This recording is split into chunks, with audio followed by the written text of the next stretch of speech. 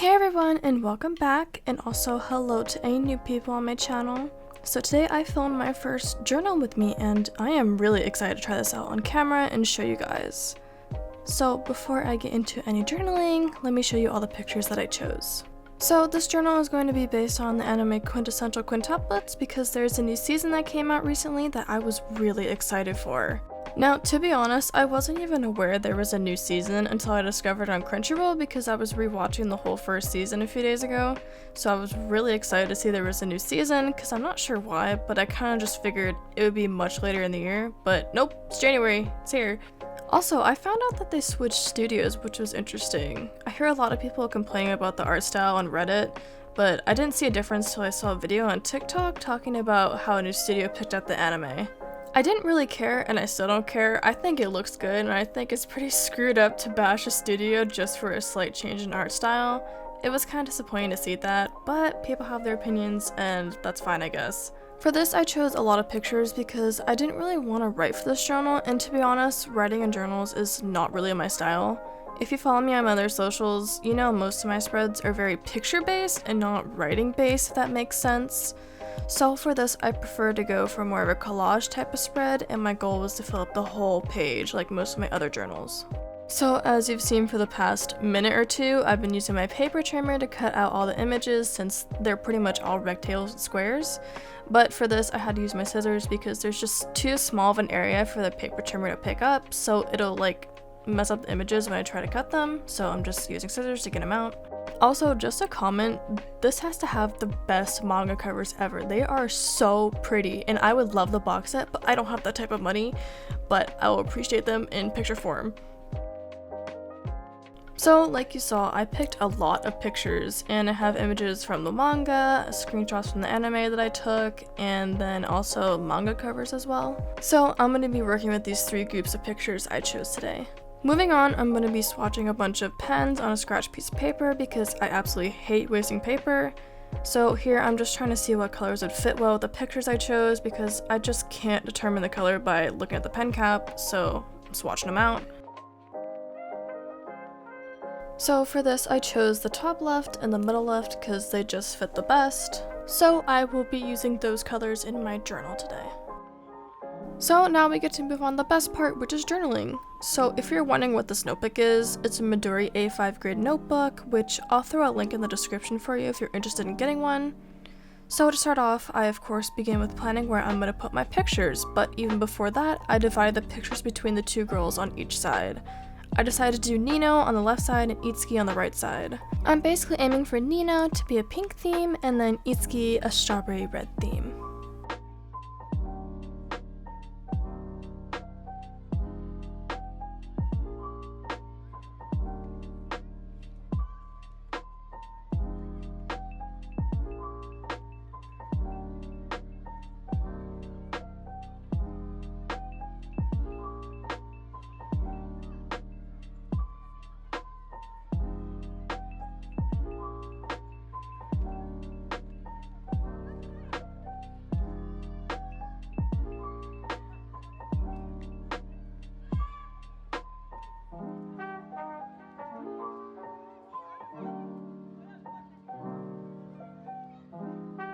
Since I had some extra space, I made little titles with their names, which were really hard to cut out, but they look really good and I love how they turned out. So here I'm taking my god tier adhesive and I'm starting to glue the images down. This was a really hard spread to do because I layered so many pictures and it was so difficult to keep the images where I needed them to be when I was starting to glue them down. I also just made it difficult for myself because I moved all the images to the side when I started to glue down the bottom layer and I didn't really mark anything on the paper showing where they were. So I kind of had to replan as I stuck them back in their places because I have an awful memory, so that really sucked. But I managed, it worked out in the end, and I'm not too unhappy about it. I probably should have taken a picture before I started moving stuff around, but that's a note for next time.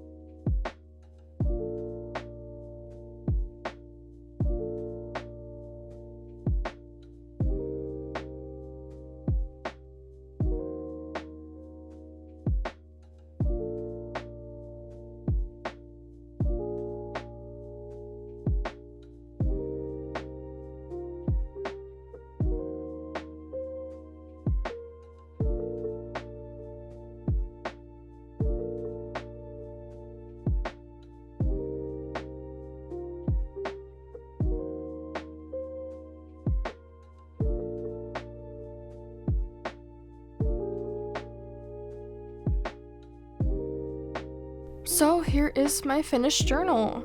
I wanted to try and make a Dutch door spread before this, but I'm glad I stuck with the 2-page spread instead because I don't think I had enough images to do a Dutch door spread in the first place.